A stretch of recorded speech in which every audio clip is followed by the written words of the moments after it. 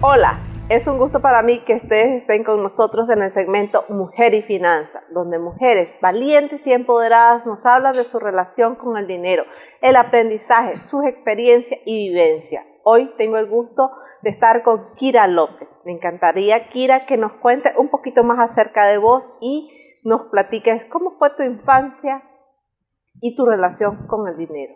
Sí, mucho gusto, Ana María, un placer estar con ustedes en este espacio. Agradezco mucho siempre la oportunidad de poder compartir con otras mujeres y compartir para otras mujeres también sobre diferentes experiencias. Bueno, yo nací aquí en Managua, pero mi familia viene de muy dentro del país, muy lleno de ruralidad, de manera de que mi infancia estuvo rodeada de mucha alegría, de pies descalzos, de jugar en la tierra, de ayudar a veces hasta lavar tinaja de agua, apoyar a moler maíz para hacer tortillas, porque era lo que a mi abuelita le gustaba hacer. Y ella era una tremenda ahorradora no financiera. Entonces, nací acá en Managua, por ahora soy mamá de una hija maravillosa, Kira Saraí, tiene 20 años. Pero definitivamente y sin querer ser predeterminista, creo que desde mi infancia fui aprendiendo de alguna manera el tema del valor de un bien tan escaso como era el dinero. Era un bien que no estaba abundante y que había que ganárselo casi que diario. Vengo de una familia muy luchadora, muy emprendedora. Mis primeros años los pasé muy de cerca con mi abuelita, a quien honro en su memoria y por toda la herencia que nos ha dejado. Y con ella aprendí muchísimo de cómo generar actividades, porque ella era muy activa, ¿sí? Era una mujer muy emprendedora, con muy poca formación, pero que era muy luchadora. Para ella no había el no se puede. Entonces eso creo que me ayudó muchísimo también en la vida. Aprendí también con ella, por ejemplo, detalles como que ella tenía una pulpería en la casa. Entonces aprendí, por ejemplo, que los mejores tomates son los que se venden, los mejores plátanos eran los que se vendían y que los que estaban golpeaditos se cortaba el pedacito y esos eran los que usábamos nosotros para consumir. Fui aprendiendo también que había que ahorrar el agua. Como venía ella de una comunidad rural, para ella el tema del agua era bien serio. Entonces había que ahorrar desde el agua, había que ahorrar la leña. Y entonces era una dinámica súper interesante que cuando yo la veo en retrospectiva, digo, fui bendecida porque pude aprender de una maravillosa maestra. Luego mi madre, claro, somos 5 hijos y nos tocó muy duro, nos tocó duro. Mis padres se casaron muy jóvenes y con mucho esfuerzo habían terminado la escuela primaria. Entonces era como todo un reto para ellos sacar adelante a 5 hijos que, por cierto, los tuvieron así seguiditos. Entonces, obviamente, el flujo de caja en la casa era una cosa seria. Sin embargo, mi mamá siempre tenía ahorros, algo que aprendimos de mi abuelita, porque abuelita, como muchas mujeres en el sector rural, que no tienen acceso a servicios financieros, entonces recurren al ahorro no financiero. Las chapitas de oro, las prenditas de oro, esos eran los ahorros, a veces hasta los animalitos, ¿no?, que ella compraba, los cerditos. Entonces eso fuimos aprendiendo que cuando había un poquito de dinero se compraba una piececita de oro y ese era parte del capital y era de la familia. Entonces ha sido todo un proceso, yo creo que uno va aprendiendo. Luego, pues muy jovencita, aprendí mucho a contar rápido, a contar dinero, porque vendía en la calle, vendía en la casa, vendíamos. Mi mamá también era muy emprendedora, mi papá estaba tratando de salir adelante, era bien difícil también, y bueno, había que aprender muy rápido. Entonces, de manera de que sí me era familiar el tema de no tener tanto el dinero, pero sí de manejar y hacer cuentas. Y eso me lo he llevado toda la vida. De hecho, yo le he contado a muchos colegas que mi primer trabajo me lo enseñó mi abuelito. Mi abuelito era uno de estos señores que andaban en un carretón vendiendo productos, y todavía yo los miro en las calles, que venden pailas, artículos para el hogar, y pasan luego cada semana. Y entonces mi abuelito era así, y él un día me dijo, le voy a enseñar mi muchachita, porque decía así, le voy a enseñar a mi muchachita cómo llevar controles. Y de alguna manera yo le ayudaba a llevar los auxiliares, porque él me traía todas las tarjetas y yo pasaba todas las tarjetas al cuaderno de control. Entonces yo le decía a él cuánto había recibido de dinero cada semana, y eso lo hacíamos cada semana. Y yo no sabía que eso lo iba a seguir haciendo por muchos años, porque llegué incluso a ser directora de una microfinanciera luego, y es prácticamente lo mismo, pero obviamente mucho más sofisticado. Entonces, ha sido toda una experiencia realmente de cómo uno maneja. Y luego ya estando en la etapa adulta, joven, adulta, siempre viene una etapa en la que cuando uno comienza a generar ingresos, a ser autosostenible, entonces te das cuenta de que puedes gastar, ¿no? Y tenés tu primera tarjeta de crédito. Y acá hay muy poca educación financiera cuando sos adolescente o en la escuela, ¿sí? Y entonces agarras una tarjeta de crédito y no sabes usarla. Y a mí me pasó eso, ¿sí? A mí me pasó eso con las tarjetas de crédito. Y fue un trago amargo. Fue un trago amargo. Y hoy puedo decir, gracias a Dios, que solo tengo una, prácticamente es la que uso, y es como un medio de pago que pago cada mes. Pero eso costó bastante, ya me costó en la juventud. Entonces, en mi juventud, en mis 20, en mis 30, casi entrando a mis 30. Y luego ya uno va aprendiendo, se va educando, porque este tema de la educación financiera realmente no lo han enseñado en las escuelas. Yo ya tengo más de 50 años, entonces en mi época no se hablaba de eso, no te enseñaban de eso, como ahora lo hacen. De manera que no te enseñan que hay que, por ejemplo, ser previsor y comprar seguros, ¿ya? Pero llegas a adquirir luego compromisos, la hipoteca para la casa, financiamiento para los vehículos, y entonces te das cuenta de los seguros y lo importante que es tener seguros. Y entonces el seguro médico, el seguro para tu vejez, los seguros de ahorro, bueno, con ahorros. Entonces te das cuenta de que hay toda una serie de instrumentos a los que uno podría acceder, pero muchas veces no tenés la educación, no tenés la información para manejarlo. Entonces, así es como vamos viviendo en realidad en nuestro país. Yo diría que las nuevas generaciones son un poco más afortunadas en el sentido de que hay más información. Sin embargo, también hay un exceso de oferta a veces. Mi hija es apenas, todavía no trabaja, estudia en la universidad, y ya le ofrecen a ella, de repente le mandan unos mensajitos y que le ofrecen un préstamo, o que le ofrecen porque la tengo a ella como una adicional también, no sé, y me parece algo a veces un poquito irresponsable, ¿verdad? Entonces, pero gracias a Dios ella no los toma, ¿verdad?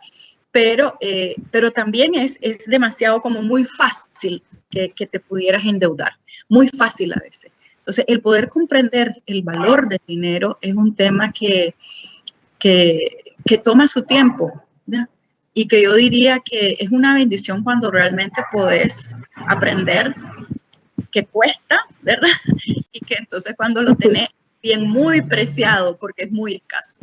He visto que ha sido un cúmulo de experiencia que ha venido desarrollando a través del tiempo. Veo que también, que tu experiencia como trabajando en una microfinanciera, también has tenido experiencia trabajando con emprendimientos tanto a nivel nacional como extranjero. ¿Cuál consideras que ha sido una de las mayores retos que tiene el sector empresarial o de las pymes en la estructura o en la organización para desarrollar sus negocios? Bueno, definitivamente cuando le pregunta a uno, y recientemente estuve con unos grupos focales para el diseño de productos financieros, tenemos, en la organización con la que trabajo, tenemos un programa de inclusión financiera. Y entonces estamos trabajando, por ejemplo, con unas organizaciones, entidades financieras en Guatemala, en Colombia.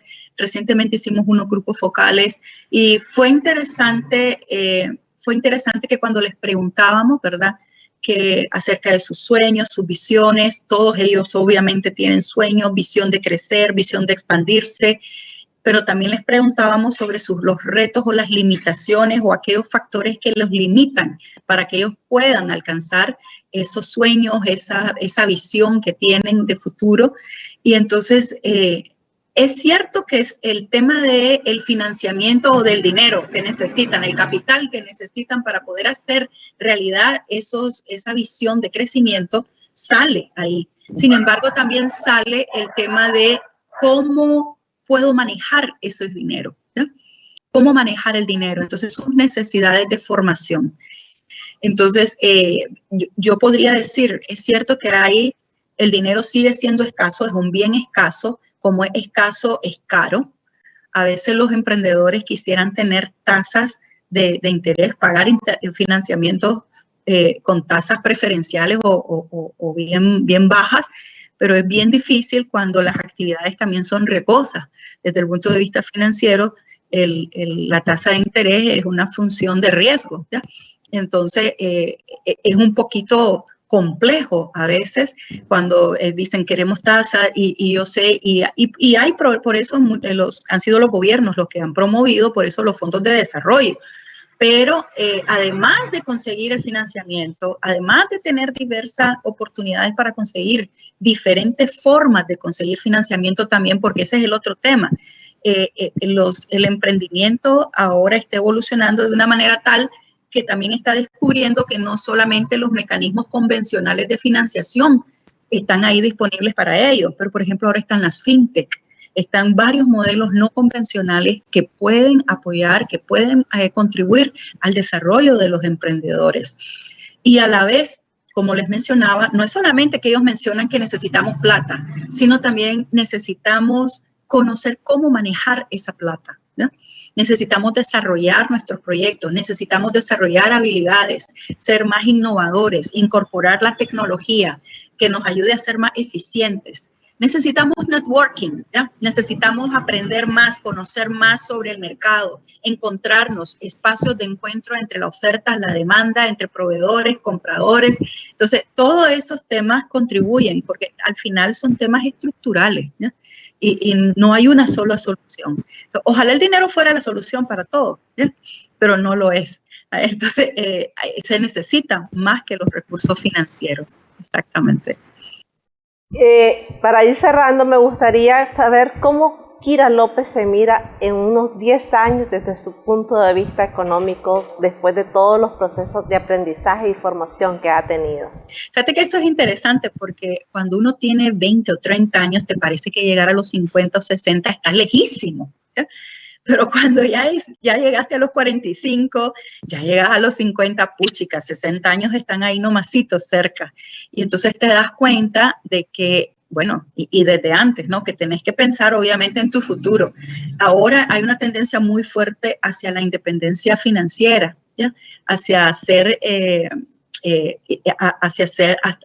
independiente financieramente, y cada vez la tendencia es que sean más jóvenes los que son independientes financieramente. Sin embargo, vengo de una generación que era un poco más complejo hacer eso, y yo dentro de 10 años, ¿qué pienso que estoy haciendo? Yo todavía estoy trabajando haciendo lo que me gusta, ¿ya? Y eso, y hasta hoy, afortunadamente, lo que me gusta me ha generado suficiente ingreso y ahorros, y para mí, para la formación de mi hija, porque ese es el tema. Y yo me acuerdo que cuando estaba tomando la decisión de ser mamá y de la maternidad, yo decía, es que eso de ser mamá es lindo, pero es por lo menos 20 años o más probablemente, si querés, dependiendo de lo que mi hija decidiera estudiar, para poder apoyarle y estar ahí financieramente. La muchacha me salió con que quería medicina, entonces me sale una carrera enorme y larga, entonces y tengo que estar todavía ahí con ella, y apoyándole hasta que pueda finalizar sus estudios. Entonces, yo de 10 años ya me veo sin la presión de la formación de mi hija, ¿no? Ya ella generando sus propios ingresos, ya ella siendo sostenible también, y yo llevando entonces, haciendo lo que me gusta, en el tiempo que me gusta, casi como lo que hago hoy, ¿no? Casi como lo que sigo haciendo hoy. Y me gustaría mucho dedicar más tiempo a dar clases, ¿ya? A impartir clases, a compartir. Creo que esa parte me gusta bastante. Y ahora comprendo un poco por qué muchos maestros en las universidades son de bastante edad. O sea, hay de todo, pero hay algunos que son de bastante edad. Y creo que es porque cuando uno va avanzando, al menos me está pasando a mí, cuando uno va pasando el tiempo, los años, entonces uno como que tiene más ganas de compartir también las lecciones aprendidas. Uno quisiera que los demás fueran por un fast track, ¿ya? Y que aprendieran balazo rápido, sin tener que fracasar. Sin embargo, incluso eso hemos tenido que ir aprendiendo, que el fracaso también es aprendizaje. Y como decimos en la organización, si vas a fracasar, hazlo rápido y aprender, ¿ya? Entonces, es algo que también no es parte de nuestra cultura, como sí lo es en otros países desarrollados. Entonces, a mí, yo me veo así, y no en 10 años, todavía en 15 años, sirviendo, compartiendo, aprendiendo y haciendo lo que me gusta, y que gracias a Dios, además de eso, siempre ha significado un ingreso para mí, para mi familia. Muchas gracias, Kira. Para mí, todo tu aporte, todas tus experiencias han sido muy importantes y muy interesantes, y sé que van a ser herramientas útiles para muchas mujeres. También agradecemos a Canal 37 Extra Plus por permitirnos estos espacios para brindar educación financiera y empoderamientos a la mujer. Nos vemos en las próximas ediciones de Mujer y Finanzas.